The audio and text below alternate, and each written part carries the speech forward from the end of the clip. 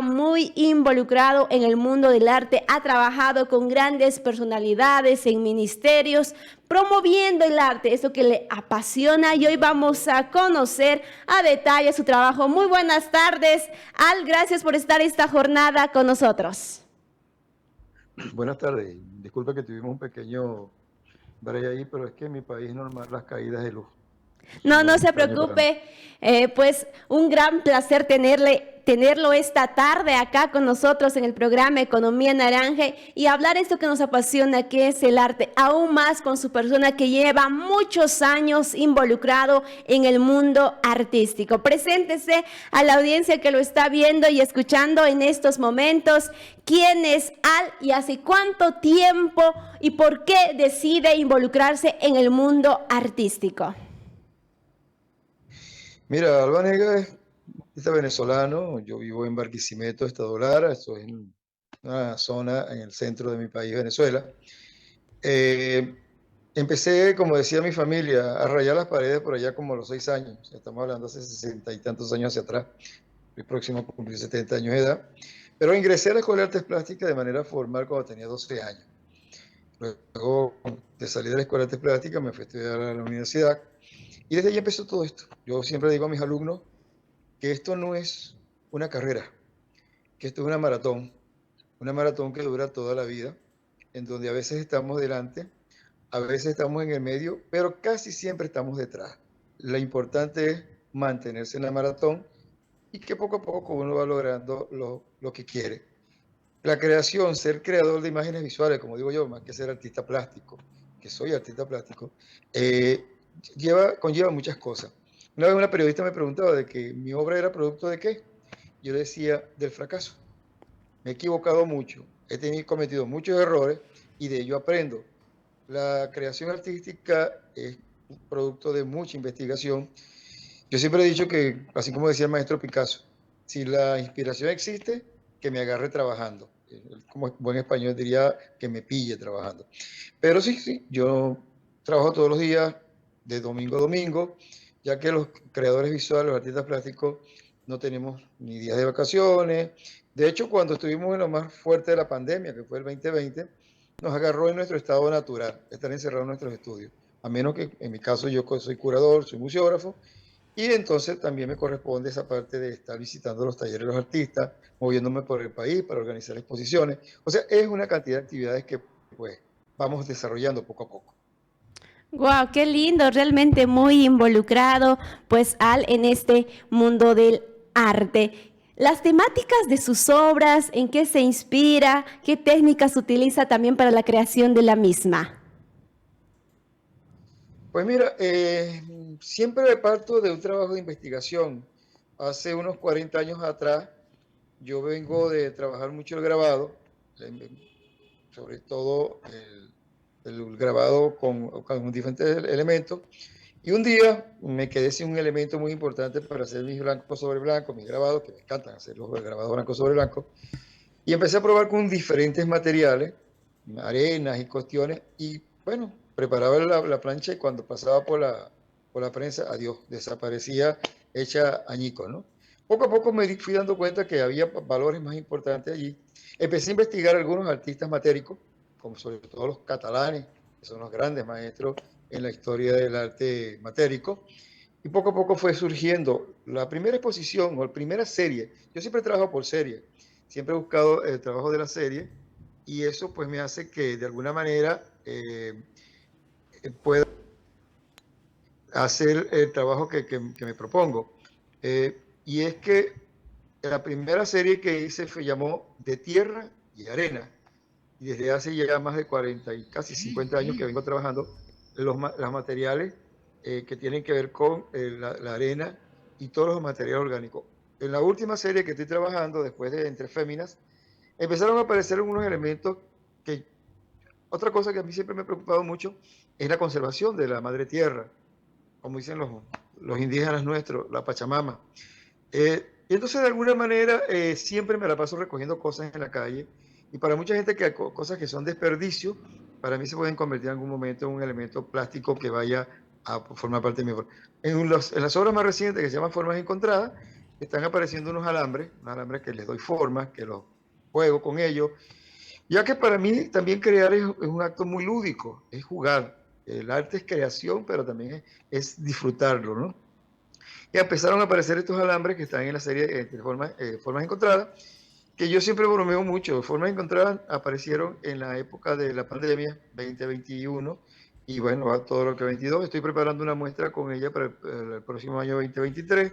En el año 2023 inicio una gira nacional e internacional, gira que fue suspendida, que iba a ser en el 2020 y que luego, pues a raíz del parón que tuvimos la humanidad, ahora sí ya inicio por una ciudad llamada Maracaibo, que es el estado Zulia, luego voy al Museo de Coro, luego voy a San Felipe, luego voy a San Cristóbal, voy a Caracas y por último voy a Medellín. También tengo una invitación de un compañero que posiblemente el año próximo esté yendo también a Buenos Aires, Argentina. Por lo menos hasta el momento, que esas son algunas de las cosas que tenemos. Wow, realmente una agenda lleno pues exposiciones se vienen con su persona, porque realmente sus obras son magníficas, que en unos momentos también vamos a ir viendo todo el trabajo que usted ha realizado en estos más de 50 años. ¿Y quiénes han sido esos maestros, mentores también que le han ido encaminando a lo largo de estos 50 años, Al? Mira, yo pienso que ha habido grandes, pero uno que para mí fue muy importante, yo era un niño de 12 años cuando entré a la Escuela de Artes Plásticas y llegué todo asustado. De paso, yo estudiaba mi bachillerato de día y me fui a estudiar a la Escuela de Artes Plásticas de noche.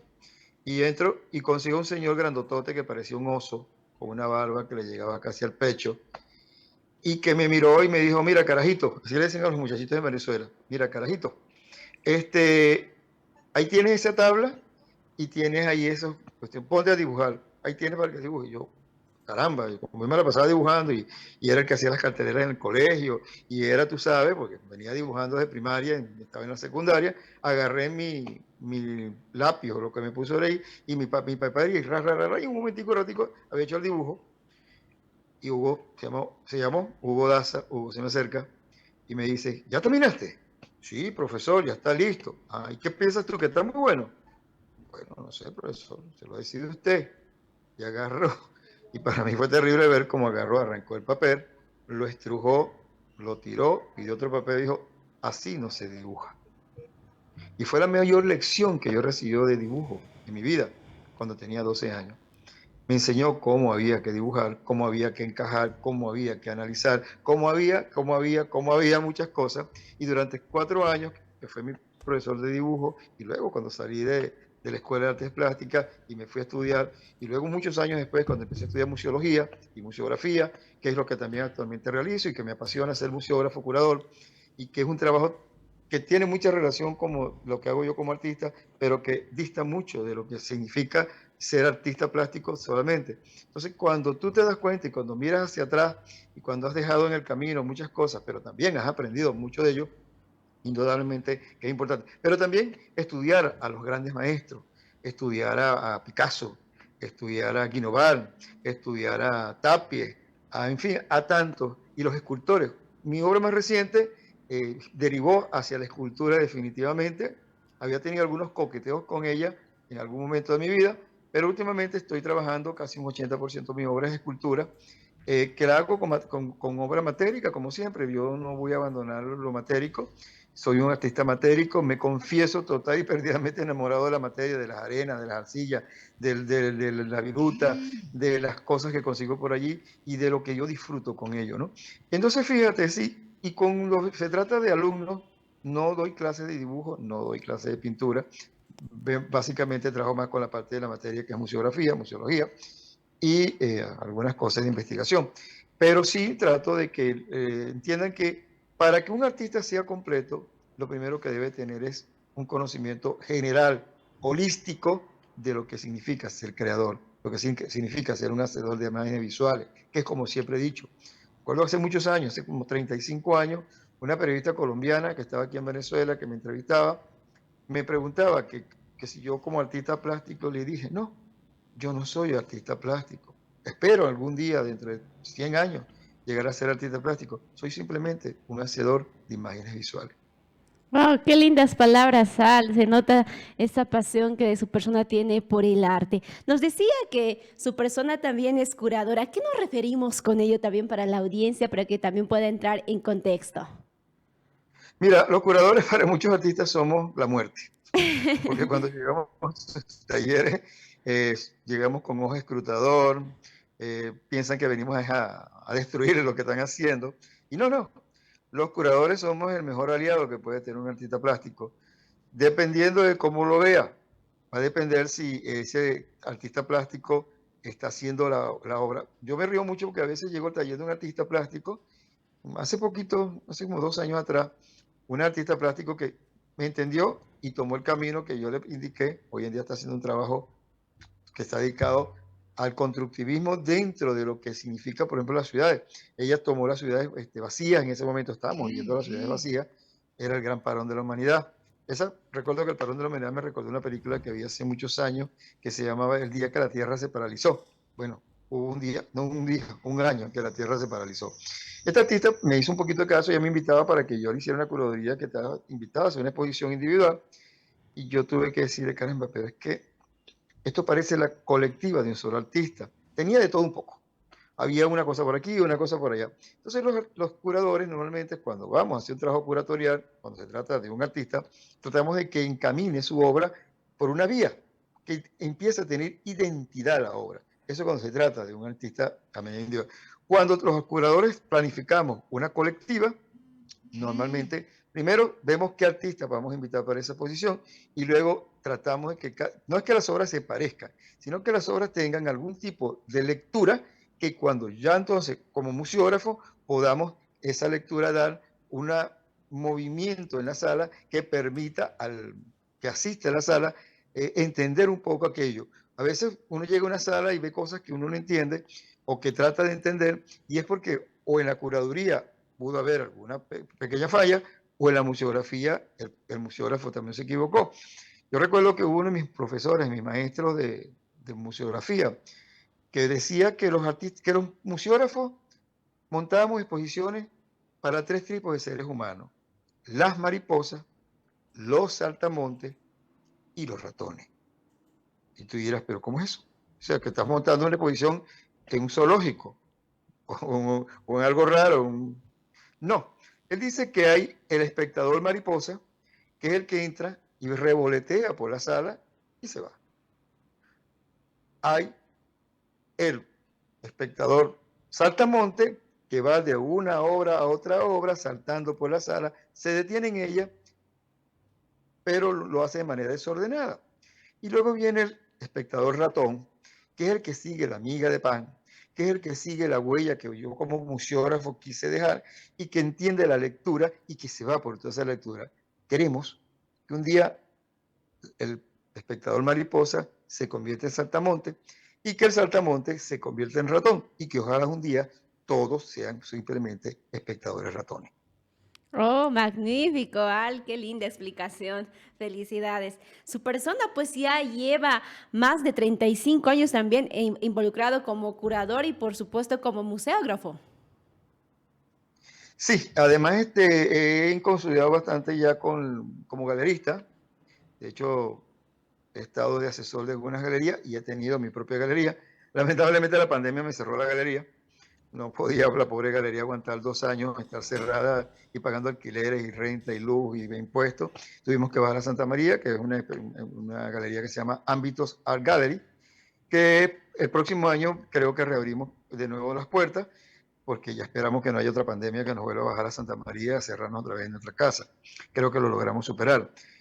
Pero sí, sí, y como gerente cultural, cuando era apenas un muchacho de 25 años de edad, fui director de cultura de mi estado, entre el lapso del 79 al 83. Luego, entre el lapso del 96 al 2001, fui director de la Dirección de Cultura del Estado Lara y fui director de la Dirección de Artes Visuales de esa institución. Y en los últimos 18 o 20 años he estado trabajando para el Estado como museógrafo curador en la Flor de Venezuela, que es un espacio que se abrió aquí en Barquisimeto, que fue el pabellón que tuvimos los venezolanos en el año 2000 en Alemania y que luego se convirtió aquí en un espacio cultural. También para la arquidiócesis de Barquisimeto trabajé durante 3 años con el Museo Arquidiocesano Divina Pastora, aclarando que la Divina Pastora es nuestra Virgen que nos representa a los larenses. Los larenses, no los barquisimetanos, los barquisimetanos y los larenses somos muy pastoreños porque tenemos una Divina Pastora que tiene más de 300 años acá, que es la que nos esa devoción hacia nuestra pastora, ¿no? Y luego, por supuesto, también en la Dirección de Cultura, en las galerías que tenemos allí, que hemos estado haciendo algunos trabajos. La pandemia, volvemos a la dichosa pandemia, nos mantuvo con 2 años. En el año 2000, en el 2021, aprendimos algo nuevo, aprendimos a hacer exposiciones virtuales. Nos sentamos con los muchachos de diseño gráfico. Tuve la suerte que en el 2021 me llegaron unos pasantes de diseño gráfico con los cuales empecé a trabajar y desde allí estamos haciendo también exposiciones virtuales, lo cual nos ayuda mucho. Ahora estamos haciendo las dos cosas. Hacemos una exposición in situ, o sea, presencial, y a esa misma exposición presencial le estamos también haciendo una exposición virtual. Quienes no pueden venir a Barquisimeto a ver la exposición in situ, pues simplemente la pueden ver de manera virtual. De hecho, acabamos de inaugurar una con artistas plásticos del estado de Yaracuy, que es un estado muy cercano a Lara, a 45 minutos de Barquisimeto. Nosotros hace unos meses estuvimos en el Museo Carmelo Fernández San Felipe, los larenses, ahora ellos vinieron en contraprestación, y ahí vamos poco a poco haciendo las cosas. Y como te decía, para el año que viene, pues no solamente tengo mi agenda como artista plástico, sino también mi agenda como curador museógrafo y como gerente cultural, donde tenemos varias exposiciones ya que estamos preparando, entre ellas la que la hacemos precisamente a la Divina Pastora, a nuestra patrona, que arranca el 14 de enero a la visita de Barquisimeto, y que el día 12 de enero los barquisimetanos y los larenses y los venezolanos, por supuesto, Barquisimeto debe venir este año un promedio, calculamos los larenses, de unos 6 millones de venezolanos que vengan a la procesión de la Divina Pastora. Está considerada la procesión más grande y de mayor afluencia en América Latina. Ahora que teníamos 2 años sin que saliera la pastora, pues imagínate cómo va a ser aquello, ¿no? Cómo se va a desbordar Barquisimeto, cómo se va a desbordar. Ya hablaba con algunos amigos hoteleros y dicen que ya casi todas las reservaciones para enero están copadas. O sea que Barquisimeto se va a desbordar con la llegada de la pastora, y las instituciones culturales todas, indudablemente, estamos organizando exposiciones en homenaje a la Divina Pastora. Wow, Al realmente está muy involucrado en este mundo artístico y además que tiene amplia trayectoria, recorrido en la misma. Muchas felicidades y me imagino que también pues grandes experiencias en estos 50 años, entre ellas las exposiciones. Su persona ha participado en más de 200 exhibiciones, tanto colectivas, individuales, en su país y por supuesto fuera de su país, fuera de Venezuela. Sí, fíjate que hasta el año 2019 participé en la muestra Arco de España, donde estamos, ya en ese momento estábamos 46 artistas solamente con dibujo. El curador es el maestro Aquiles Ortiz, es un curador, es un artista plástico, él es profesor de arte y de historia del arte y curador museógrafo, que vive en Maracay, el estado de Aragua, que es una zona hacia la zona centro-occidental, la región centro de Venezuela, muy cercana a Caracas, a 1 hora de nuestra capital, Caracas. Aquiles, hasta el año 2019, de hecho, se quedó atrapado un año hasta el año 20, se quedó atrapado un año más de un año en Europa. Afortunadamente tiene 2 hijos allá en España y pudo sobrevivir a quedarse atrapado. Creo que para el próximo año, los 40 y tantos artistas plásticos que enviamos dibujos, estaremos de nuevo en la Feria Arco en España. Pero además, hay muchas cosas que estamos haciendo. De hecho, estoy trabajando como curador para una muestra que vamos a tener a mediados de año en México, en Ciudad de México, donde están unos artistas venezolanos que están en México. Una está en Querétaro, otra está en Ciudad de México, en el DF, y el resto estamos en Venezuela. Estoy encargado de la curaduría y voy a volar a México, voy a estar en México no solamente como curador, sino como museógrafo de esta muestra que vamos a tener los venezolanos allá en Ciudad de México. Y luego la misma persona que nos recibe en México, que es un galerista, está preparando una muestra que interpretó del año 2023 a principios del año 2024. Súper, wow, realmente pues gran talento venezolano Al es su persona. Y ahora vamos a ver alguna de sus obras, alguno de sus trabajos, de sus piezas, realmente pues obras magníficas, cada detalle. Y usted nos va a ir comentando en qué se ha inspirado, qué es lo que trata de demostrar o expresar con dicho trabajo. Aquí vemos una de sus piezas. Sí, esta es una serie que tiene un antecedente de una serie que se llamó Mujeres. Mujeres viene de muchas cosas. Yo he vivido rodeado de mujeres. Mi madre, mi abuela, mi hermana, mi pareja, mi hija, ahora mis nietas, mi nuera, en fin, son tantas mujeres a mi alrededor. Y entonces empecé con una serie en homenaje a las mujeres. De hecho, hace ya como 12 años, cuando mi madre, que en paz descanse, cumplía 80 años de edad, hice una muestra en el Ateneo de aquí de Caudare que se llamó eso, Mujeres. Y era en homenaje a mi madre. Fue un momento muy bonito porque mamá cumplía ese día 80 años y yo organicé la exposición. Mi hermana, como siempre, llegó tarde a la inauguración. Y mamá, cuando llegó, la empezaron a aplaudir. Ella dice, pero bueno, disculpe, si aquel artista es mi hijo. Disculpe que me quiere, que bueno, Oh, oh, le dice, es mi hijo, le dice el director del Ateneo, disculpe, doña Rosa, pero es que ese homenaje es para usted por sus 80 años. Eso hace 12 años que le dice que arrancó, que cuando arranqué con la serie Mujeres, la serie Mujeres derivó luego hacia Entre Féminas, y como tú ves en Entre Féminas están los senos expuestos.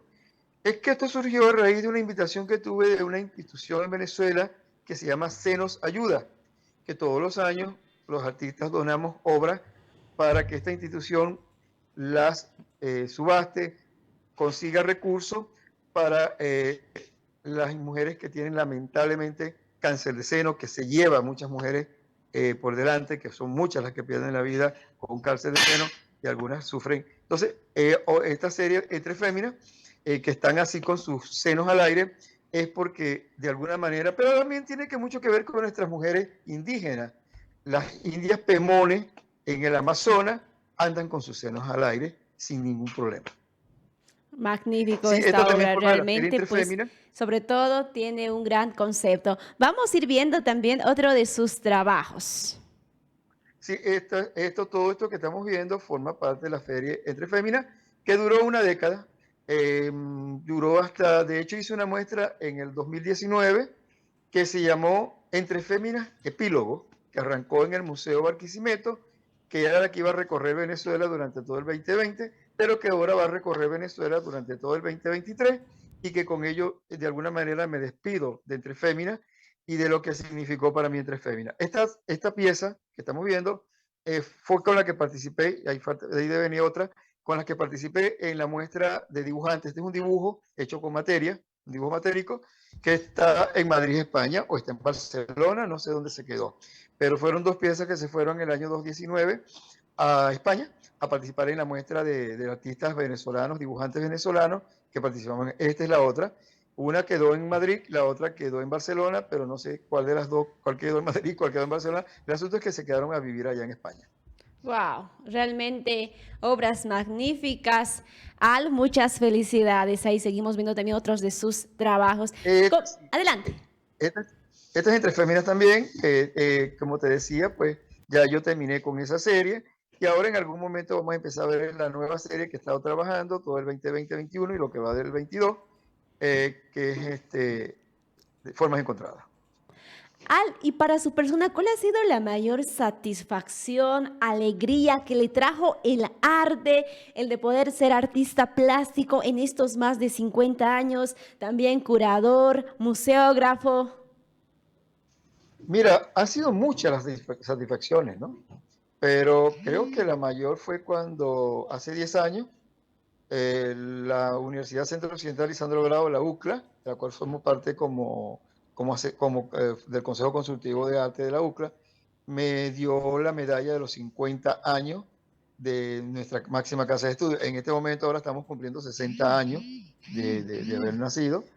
Y creo que es una de las grandes satisfacciones. La otra fue cuando un día me llaman y me dice, Al, tienes que estar en Maracay a la inauguración del Salón Aragua. Y yo le dije, ¿por qué? Bueno, es que tienes que estar. Fue que me gané el premio del Salón Aragua, entonces pues por supuesto son satisfacciones. Y cuando en el año 83, cuando apenas empezaba la serie matérica, me llaman el salón más importante que tenía Venezuela, ya no lo tiene, lamentablemente las circunstancias de este país pues acabó con él, que era el salón Michelena. Me llaman y me dicen, Al, fuiste aceptado en el Salón Michelena. Para mí es como si me hubiesen dado un premio, era la primera vez que me aceptaban en un salón grande e importante en mi país. Luego me han ido muchos salones, muchas cuestiones dentro y fuera de Venezuela. Creo que también cuando me nombraron curador de la Bienal de Grabado de San Juan de Puerto Rico, que fue entre el lapso 80-82, durante 2 años fui el curador por Venezuela de la Bienal del Grabado de la Bienal de Puerto Rico, fue también muy satisfactorio. Pero ha habido tantas satisfacciones, como cuando, que por cierto no les mandé fotos, se me olvidaron, cuando le dediqué una parte de mi obra al jazz, a la música del jazz. Yo vengo como joven, que fui de los años 60, como adolescente y como joven en la década de los 60 y 70, por supuesto era un gran apasionado del rock, de los Rolling Stones, Black Sabbath, Uriah Heep, qué sé yo, tantos grupos que todavía me siguen gustando.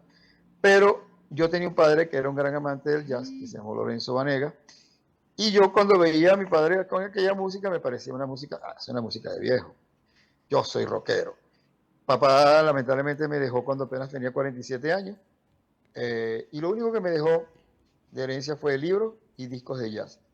Me senté a escuchar esos discos de jazz, me enamoré del jazz, soy un gran apasionado del jazz, y hace unos 15 años, quizá un poquito más, me hice una serie que se llamó Homenaje al Jazz. Y ese homenaje al jazz tuvo una gira corta de 4 o 5 estados, que se inició en nuestro Museo Barquisimeto, y que más que un homenaje al jazz era un homenaje a Lorenzo Vanega, mi padre.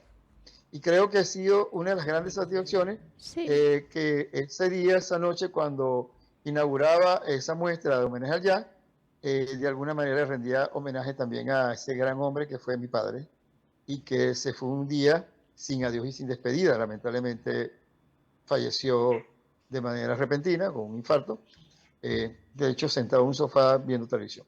Pero creo que esas son esas satisfacciones y esos bonitos recuerdos, ¿no? Aunque yo siempre he partido del concepto de que uno solamente fallece o muere el día que ya nadie lo recuerde.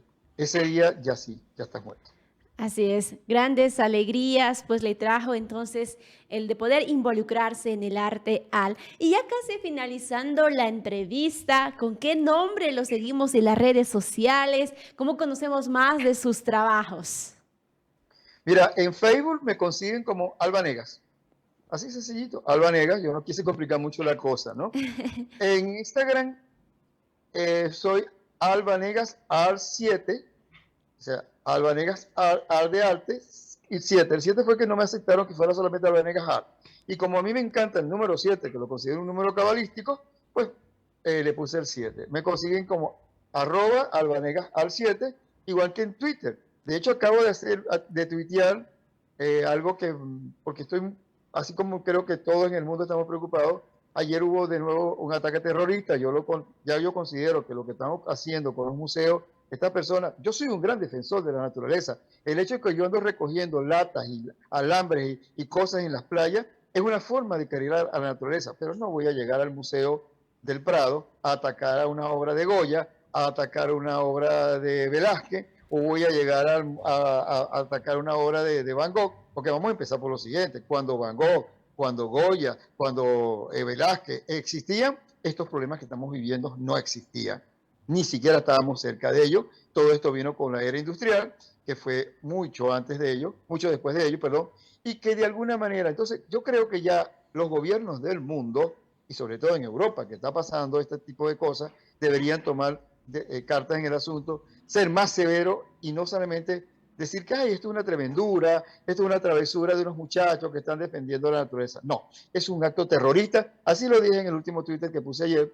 Ha tenido muchos retweets y muchos likes, porque de verdad ya me parece que es un acto terrorista. De hecho, tienen aterrorizado a los museos de Europa cuando ya nadie sabe en qué momento van a atacar una obra, independientemente que las obras tengan vidrio. Es un ataque, es acto terrorista. Ya no es solamente un acto terrorista que alguien tome un carro, se meta por una plaza y mate a 20, 50 personas. También cuando tú llegas a matar el arte, asesinar una obra de arte, es un acto terrorista. Creo que eso es bastante. Te digo, me duele, me molesta, lamento mucho que esté pasando esto en el primer mundo. A nosotros que nos consideran tercermundistas, no he visto todavía el primer muchacho que haya entrado a un museo, una galería en Venezuela, en Argentina, en Chile, en Bolivia, en Perú, en Colombia. Ojalá no lo hagan, ojalá no copien esas cosas tan estúpidas como es atacar el arte para llamar la atención.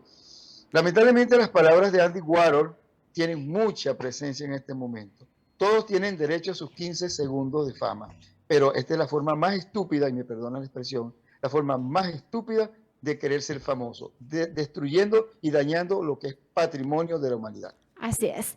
Muchas gracias por este contacto, Ali. Esperemos que no sea la primera ni la última entrevista y estar al pendiente después de esta agenda pendiente que tiene ya la reactivación de sus obras, exhibiciones. Fue un grato placer conversar esta tarde con su persona. Muchos éxitos. Le mando un fuerte abrazo desde Cochabamba hasta Venezuela. Gracias a ustedes y oye, espero que algún día me inviten a exponer allá en Bolivia y sobre todo en Cochabamba, ¿no? Esperemos que Sería así sea. gratísimo que ya no me entrevistara por teléfono, sino que me entrevistaras desde ahí de la cabina. Qué Sería lindo. Exacto, así es. Muchas gracias. Gracias, mi amor, de verdad. Gracias, pregunta, un gusto. ¿por dónde podemos compartir esta entrevista? Ya está ahorita ya en la página, estamos en vivo, pero en unos minutos también se lo vamos a enviar, pues, editado solo de su persona. Muchas gracias por esta oportunidad y pues por su tiempo también, Al. Muchas felicidades por estos 50 años en el mundo artístico.